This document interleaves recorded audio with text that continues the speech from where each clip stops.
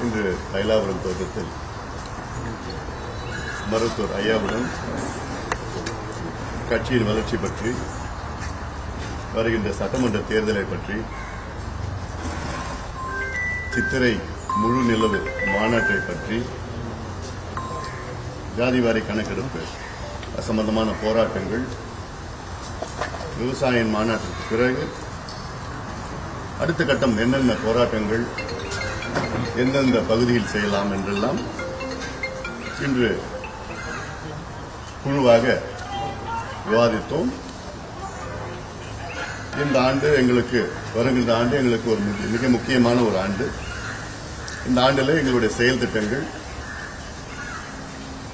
அடுக்கடுக்காக போராட்டங்கள், மக்கள் விரோத ஆட்சி இதை அகற்ற வேண்டும் என்று எங்களுடைய பொதுக்குழுவிலே தீர்மானம் நிறைவேற்றினோம்.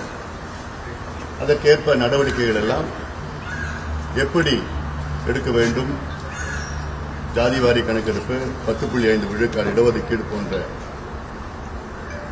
செயல் திட்டங்கள் எல்லாம் இன்று ஐயா தலைமையில் விவாதித்து அதற்கேற்ப நடவடிக்கைகள் இறங்கியிருக்கிறது.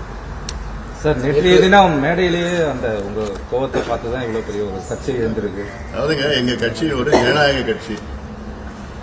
ஜனநாயக கட்சியில நடக்கின்ற பொதுக்குழு காரசாரமான விவாதங்கள் நடக்கிறது தான், எல்லா கட்சியும் நடக்கிறது தான் சகஜம். எங்களுக்கு ஐயா தான். அதனால இன்னைக்கு நாங்க ஐயா கிட்ட பேசிட்டு இருக்கிறோம். அதுதான் ஜனநாயக கட்சி. சார், இளைஞரணி தலைவராக அறிவிக்கப்பட்டவர் உங்களோட உறவினர், அதுக்கு நீங்க வெளிப்படையா சொல்லியிருக்கீங்க. எங்கள் கட்சியினுடைய உட்கட்சி பிரச்சனை பற்றி நீங்க பேசுறதுக்கு எதுவும் தேவையில்லை. அது எங்களுடைய உட்கட்சி பிரச்சனை, நாங்க பேசிப்போம். தலைவர் குறித்து இன்றைய தினம் பேச்சுவார்த்தை நடத்த அதே முடிவில்